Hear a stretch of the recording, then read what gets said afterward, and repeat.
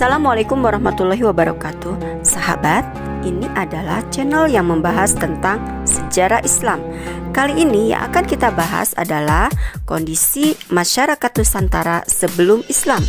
Namun sebelumnya, yuk kita dukung channel ini dengan klik subscribe dan aktifkan notifikasinya agar tidak ketinggalan pembahasan berikutnya. Lalu like and share video ini jika bermanfaat bagi kalian. Kondisi masyarakat Nusantara sebelum Islam. Kondisi masyarakat Indonesia sebelum Islam dapat dilihat dari beberapa aspek, di antaranya perekonomian, sosial budaya, agama atau kepercayaan, sosial dan politik, serta berbagai suku bangsa. Kondisi sosial budaya. Penduduk Indonesia terdiri dari berbagai suku bangsa yang masing-masing daerahnya mempunyai corak, seni, budaya, dan bahasa beragam. Berbagai perbedaan itulah yang membentuk keanekaragaman suku bangsa di Indonesia. Keanekaragaman atau pluralitas tersebut merupakan kekayaan bangsa yang tidak ternilai harganya, sehingga harus tetap dipertahankan dan dilestarikan. Kemudian dilihat dari kondisi agama atau kepercayaan. Masyarakat yang tinggal di Indonesia sebelum Islam sudah mengenal agama atau kepercayaan.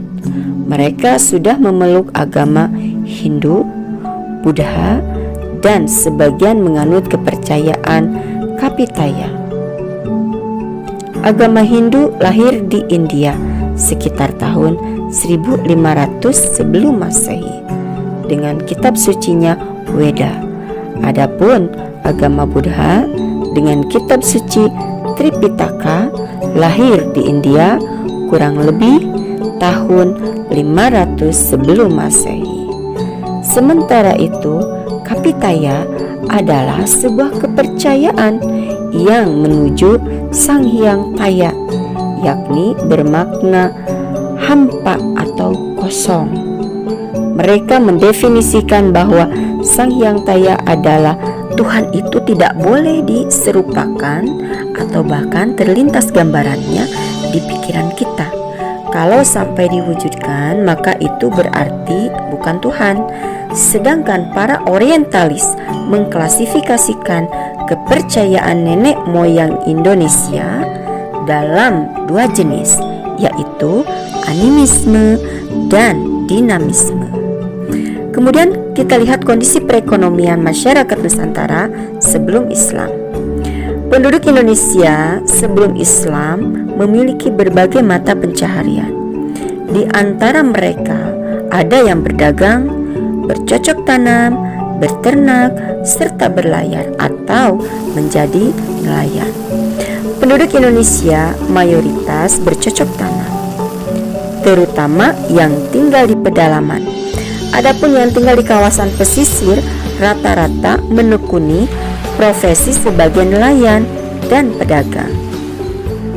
Indonesia terletak di daerah tropis sehingga mengalami hujan lebat dan sinar matahari sampai sepanjang waktu, yang merupakan elemen penting untuk bercocok tanam. Komoditas pertanian dan perkebunan sebagian besar dapat tumbuh di Indonesia, yang notabene memiliki tanah subur melimpah. Indonesia adalah penghasil utama dari berbagai produk pertanian tropis. Komoditas pertanian dan perkebunan penting di Indonesia meliputi cengkih, kayu manis, kayu putih, rempah-rempah, dan lain sebagainya. Kemudian kita lihat kondisi sosial politik masyarakat Nusantara sebelum Islam. Sebelum Islam datang ke Indonesia pada abad ke-7 hingga ke-12, Sriwijaya mengalami masa kejayaan, baik dalam bidang politik, sosial, maupun ekonomi. Kejayaan yang dialami Sriwijaya sangat ditentukan oleh letak wilayahnya sebagai kerajaan maritim. Dalam hal ini, Sriwijaya merupakan bagian dari jalur perdagangan internasional. Sebagai pelabuhan, pusat perdagangan, dan pusat kekuasaan, Sriwijaya banyak dikunjungi oleh pedagang dari Persia, Arab, dan Tiongkok. Namun, memasuki abad ke-13, Sriwijaya menunjukkan tanda-tanda kemunduran. Kekayaan alamnya sudah tidak lagi menghasilkan dan kalah dengan Pulau Jawa. Untuk mensiasati hal ini, Sriwijaya menerapkan bea cukai yang mahal bagi kapal-kapal yang berlabuh.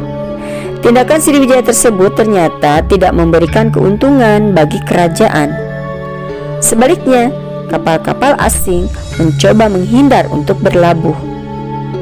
Kemunduran Sriwijaya diperparah dengan serangan kerajaan Singosari dari Jawa melalui ekspedisi Pamalayu. Melalui ekspedisi tersebut, supremasi kerajaan Singosari dapat ditancapkan di bekas wilayah Sriwijaya di Sumatera. Setelah Singosari berkuasa, kemudian muncullah Majapahit sebagai kerajaan yang memiliki kekuatan dan pengaruh lebih besar. Kemunculan Majapahit ini semakin memperlemah kedudukan Sriwijaya. Majapahit pernah tampil sebagai supremasi kekuasaan di wilayah Indonesia setelah Sriwijaya runtuh. Kejayaan kerajaan Majapahit terjadi pada masa pemerintahan Raja Hayam Wuruk beserta patihnya yang terkenal yaitu Gajah Mada. Dengan Sumpah Palapa, Gajah Mada melakukan perluasan wilayah secara luar biasa. Majapahit kemudian mengalami kemunduran yang lebih banyak disebabkan oleh adanya konflik internal pada tahun 1478. Majapahit mengalami keruntuhan.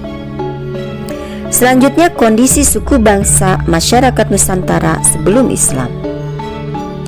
Masyarakat Indonesia memiliki suku bangsa yang beragam. Keragaman tersebut terbentuk oleh jumlah suku bangsa yang mendiami berbagai daerah yang tersebar dari Sabang sampai Merauke. Setiap suku bangsa mempunyai corak seni, budaya, dan bahasa masing-masing. Berbagai perbedaan itulah yang membentuk keanekaragaman suku bangsa di Indonesia.